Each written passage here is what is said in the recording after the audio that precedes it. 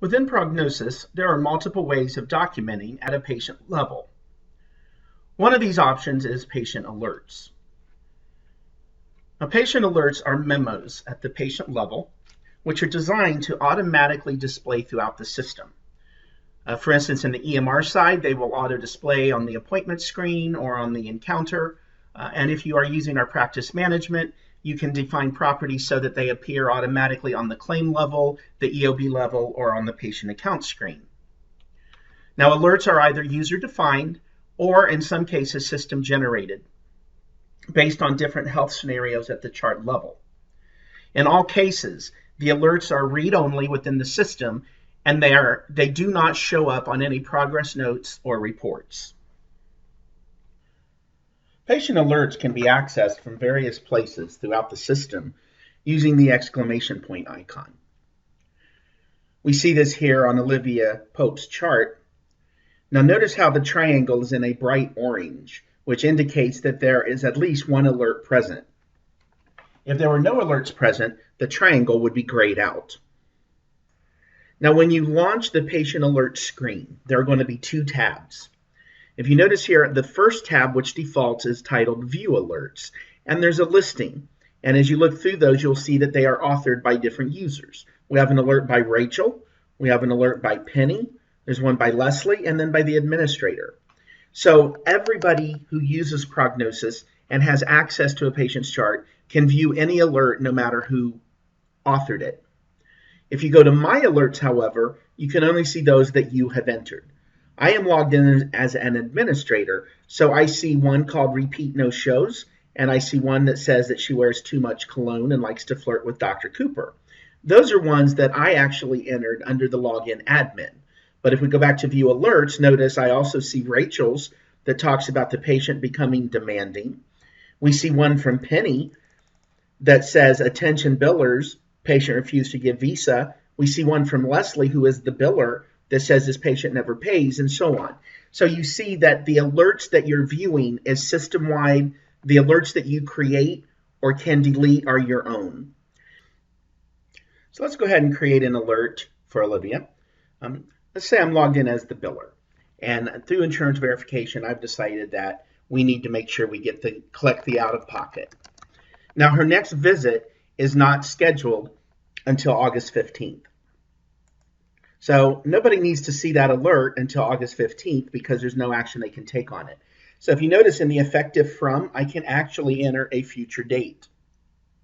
Now the way these dates work, if I do not enter a date when I create an alert, it will become effective as of that date of service, meaning the computer date in which I entered it. And if I do not enter an up-to date, that means it will never expire. When there is no expiration date entered, it will continue to display unless you delete it. Now you'll notice on the right-hand column now I have three options: appointment, encounter, and billing. This is where you want the alert to auto-display. The alert will auto-display whenever the name is entered on that particular screen. So for instance, if I leave it flagged for the appointment, then when somebody enters her name on a new appointment, the alert will auto-display. On the encounter screen, when the nurse, the MA, the doctor opens the face sheet, it will auto-display. And then on billing, at the claim level, at the account level, on the practice management side, it will auto-display. So you need to ask yourself when you're creating an alert, do I need it in all those locations? Well, at the front desk, yes, they need to see it at the appointment level so that they can advise the patient, remember to bring your money. That's why the biller is creating the alert. However, at the point of the encounter, it's not really relevant because that's when they're getting their care with the MA and the doctor, and they're not going to collect the money at that point. So the doctor doesn't need to be annoyed with the pop-up auto-displaying every time he goes to the chart. So we would not select encounter. Billing, you could decide if you want to see it or not. You may want to leave it there just to make sure that you verify did the front desk actually collect the money. So we will let it go ahead and auto-display at that level. Now I'm just going to go ahead and click my alert. Now, if I go back in and look at my alert, you're not going to see it. And that is because I predated it not to appear until August 15th. Now, since I'm the author, I will see it under my alerts because I entered it. But it will not auto-display for anybody until that effective from date. Now, let's say one of these alerts is irrelevant to me. since these alerts are at the patient level but also linked to your login. Remember, I'm logged in here as admin. Maybe I don't care about her wearing too much cologne and flirting with the doctor because I'm at the front desk or I'm in the billing office. So that's really an irrelevant alert for me. I can hide it. I can't delete it necessarily if somebody else created it, but I can hide it. So now when I go in, that one does not show up for me. Now it will still be in the system and everybody else will see it. So in review, managing your patient alerts consists of both user-defined and system-generated memos at the patient level. The View Alerts tab includes all unhidden and active alerts from all users and allows you to hide alerts from other users that are not necessarily applicable for you. The My Alerts tab is personal per user ID and displays all alerts that you have authored, and that would include those that have expired or that are set for the future.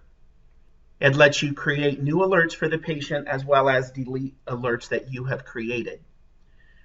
Now, the alerts that auto-display are triggered on the checkbox locations when the alert is created, as well as the effective up-to-date ranges. That concludes this video within the series. Please click the appropriate link below for your next step. If you'd like to take a quiz, you will receive your results in real time directly on the screen so that you can see how well you've done. If you answer incorrectly, the system will prompt you with the correct response. In addition, a confidential email will be sent to the education team to help us better serve you with our educational offerings. Second, advance to the next video within the series you're currently in. And finally, return to the video library main page. As always, feel free to contact us through the Resource Center or email with any additional questions or comments.